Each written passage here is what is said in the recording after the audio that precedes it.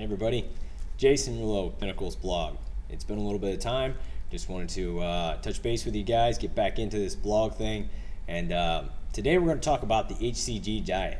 HCG diet, if I can say that right. Basically, it's a farce, and I know you expected me to say that, but I am going to say it. And I'll explain just briefly why it is. Basically, the diet involves taking a hormone that's in a pregnant woman's placenta that they then inject in your body and it's supposed to help you lose weight. The diet is not new. It's been around since 1975, and if it were that great, everybody would be doing it by now. Specifically, they market it toward women, but it can be done by male or female. Its proponents say, oh, you're going to lose a massive amount of weight. Well, there's a reason for that. It's a very low calorie diet, what we call a VLCD diet, 500 calories a day. Good luck with that one. They say you're supposed to be taking the drug for approximately 3 months and you'll lose X amount of pounds. Well, that's because you're not eating anything, not because you're taking this stupid drug. So understand, there are some negative consequences that are involved in that. One being, you're going to be really tired only taking 500 calories a day in. You're not going to be able to exercise, and if you think you can, come in and try it after a week of taking that diet. Come in and try to exercise and see how fast you crash and burn. So that's a negative. You have to be less active now. You're going to diet and be less active? It's kind of a negative dichotomy you're in there. Also, your brain functions on about 47% of the carbohydrates you eat.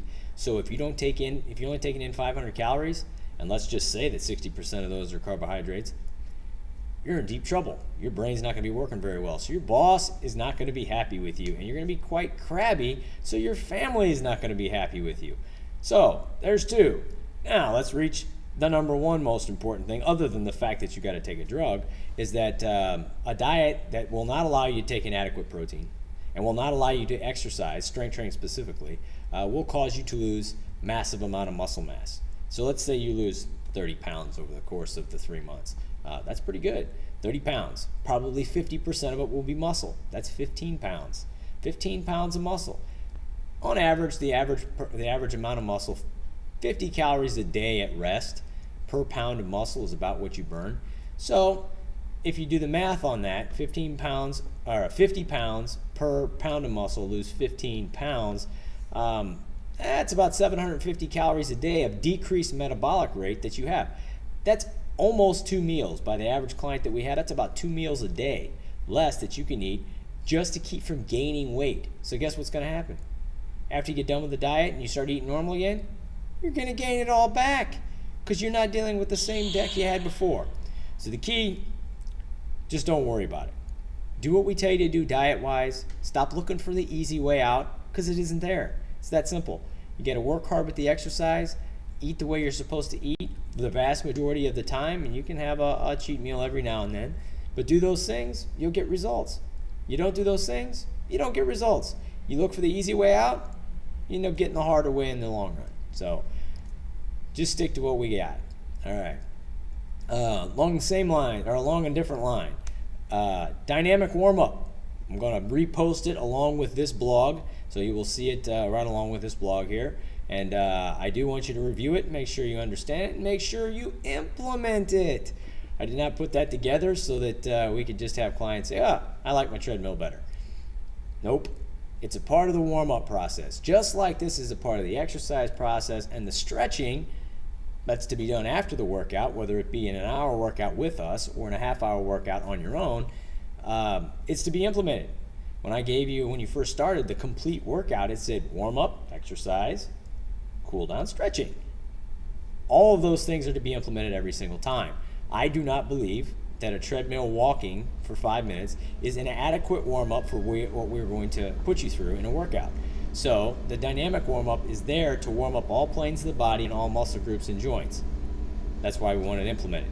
If you prefer to do treadmill, get there earlier, because therefore you will do the dynamic warm-up, then you'll do the treadmill. If you show up late, you'll do the dynamic warm-up anyway.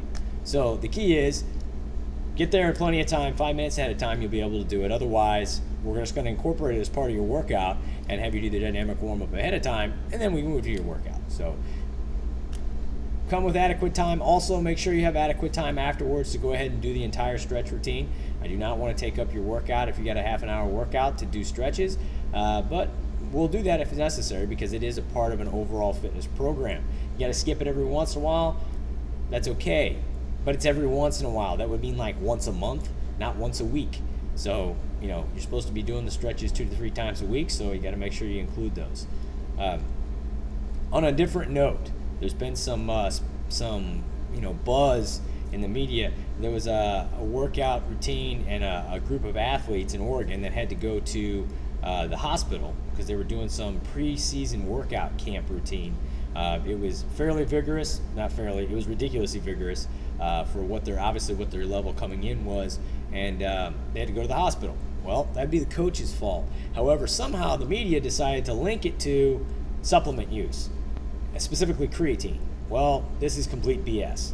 I don't know where they got the idea that they would link those two together. None of the athletes actually ever said that they were on any of the supplements, so I don't know how they got the link to put those together, but anyway, creatine does not cause any of the problems that the athlete has. In fact, creatine does not cause any negative side effects other than like a little bit of stomach upset or bloating once you first start to take it. There have been things in the past about muscle cramping and things. It doesn't cause muscle cramping. A lack of water along with creatine might cause some muscle cramping, but it's not the creatine specifically. So just understand that.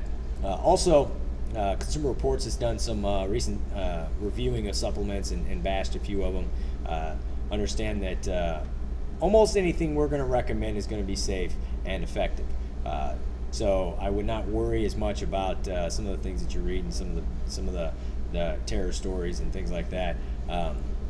They're not as dangerous as long as you're taking what we're recommending. You're going to be perfectly fine and safe unless you have some kind of allergy.